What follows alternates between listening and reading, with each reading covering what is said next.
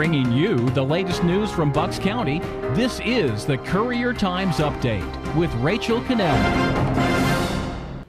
This Courier Times Update is brought to you by St. Mary Medical Center in Langhorne, PA. It's your health, expect more.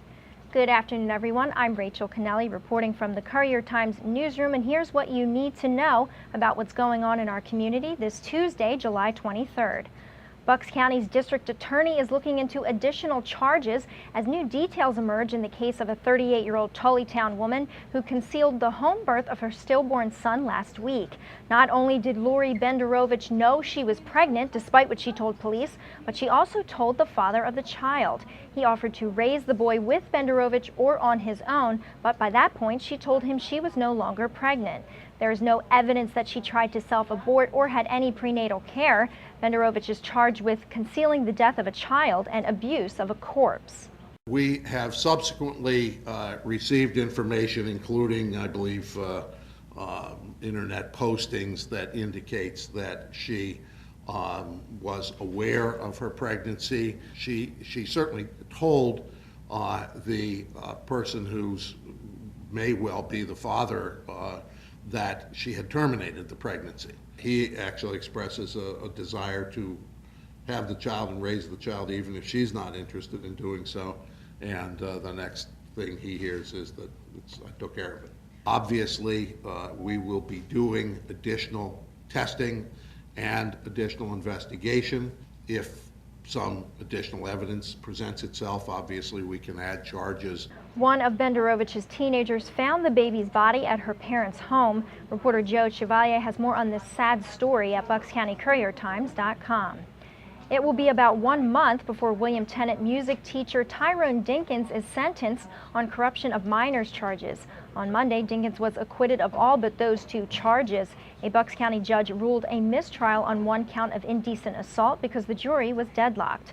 In the meantime, Dinkins is forbidden from having any contact with the girls who accused him of sexual harassment or any unsupervised contact with children other than his own.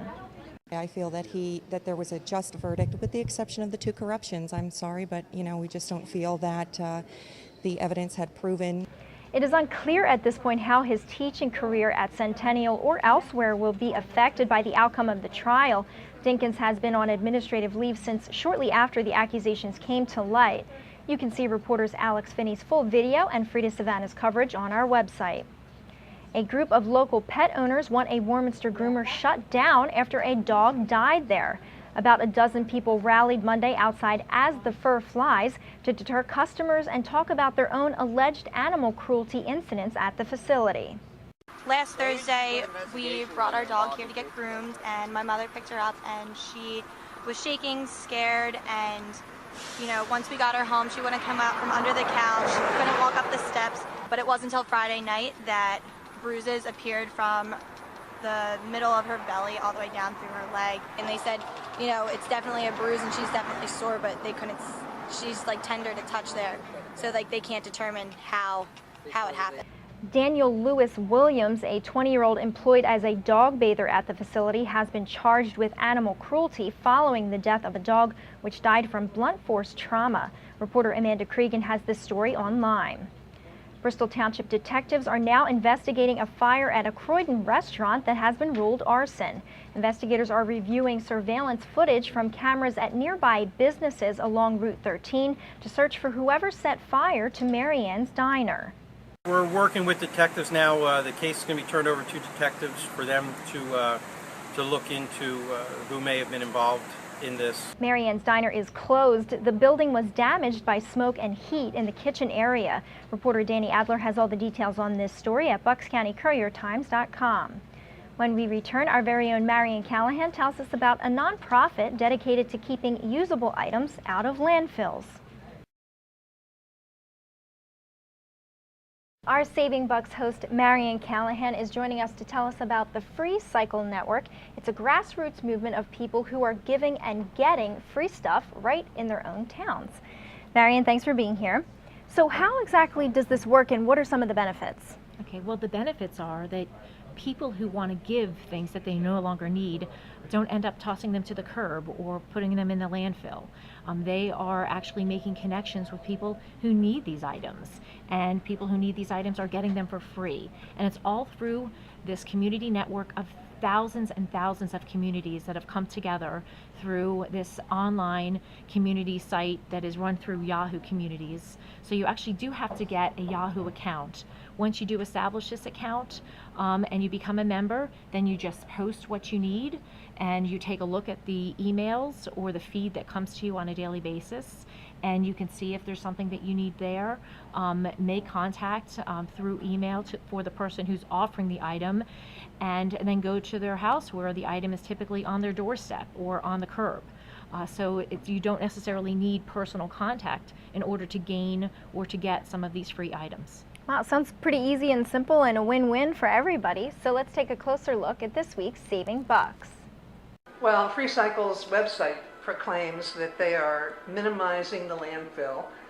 My philosophy is that one man's trash is another's treasure. And so with those two thoughts in mind, you can freely exchange goods that you no longer need with someone who can make good use of them.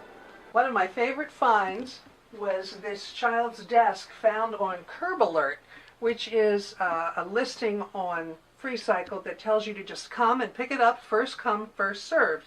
So I drove up to Plumstead and found this very cool child's desk, which my grandchildren love to use. Everything has to be free, legal, and appropriate for all ages. I got a bag full of 300 or more golf balls. My husband and I are golfers, so we were delighted to get these quality balls. They're not range balls. And that would cost a pretty penny if you bought them at the store. A dozen golf balls costs maybe $25, and we got over 300 of them, so do the math. If you have a tip for saving bucks, you can email Marion at mcallahan@phillyburbs.com.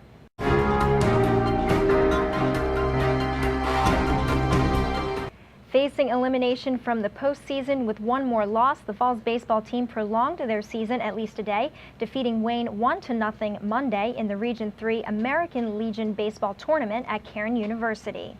It was pretty rough because we were on like a 16-game winning streak and we weren't expecting it at all. We were expecting to be one of the best teams in this tournament, but it was a close game. It was a rough ending, but we bounced back. I mean, a really good feeling because Saturday was a terrible feeling, terrible way to lose the game, but I mean, it feels good winning 1-0 and then pitching the whole game and getting the only RBI.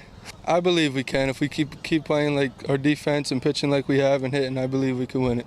It's just going to be hard, but we could do it. I feel like we're in a great position. One of the teams we're going to play tomorrow has a doubleheader today, so they'll be tired and we're going to be ready.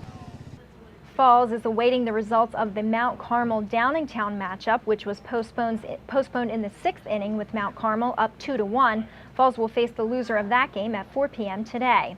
Bristol will also resume their postseason play later today after their game was also postponed last night. You can see reporter Jen Wielgus' full recap and video at buckscountycouriertimes.com. Some of the best young fast-pitch softball players on the East Coast have come to Bucks County this week for the Pony National Championships hosted by the Newtown Rock organization, which kicked off Monday on over 20 fields from Newtown to Southampton. Official opening ceremonies are set for today at Arm & Hammer Park, home of the Trenton Thunder. It is the first year the tournament has been held in the Bucks County area, and several local teams are among those competing. You can see Jen Wielgus' full video on our website. Students in Neshamony's 47th annual summer stock program are getting ready to hand jive and have a hard knock life this week. The kids will perform the classic musical Grease Wednesday, Thursday, and Friday, and Annie Jr. Friday and Saturday at Neshamony High School in Middletown. Our very own Alex Finney caught up with the young actors and actresses as they rehearsed today. Fabulous costumes from the scene Beauty School Dropout. This really brings back memories for me, Grease, and I'm actually standing here with some of the characters. Hello, ladies. So are you really excited? I'm sure you guys are super excited to get on stage this weekend and rock the house with the show. What character are you playing? I play Jan, and she likes to eat, so that's all I have to say about her. And what character are you? I play Sandy. Okay. And she's the main love interest of Danny. Of course, who doesn't know Sandy, right? They've been putting in a lot of work, and it's a really great show. I actually saw some of the dress rehearsal, so I suggest that you all clear your calendars and come down to see. Also, Annie Jr. will be playing, and that's for 4th through 6th graders, and that will be Friday and Saturday morning at 11 a.m. You can see Alex's full video online, as well as photographer Chloe Elmer's pictures from tonight's dress rehearsal. Keep checking BucksCountyCourierTimes.com for updates on all of these stories, or follow me on Twitter for your latest local news. I'm Rachel Kennelly. Thanks for watching. Have a happy Tuesday.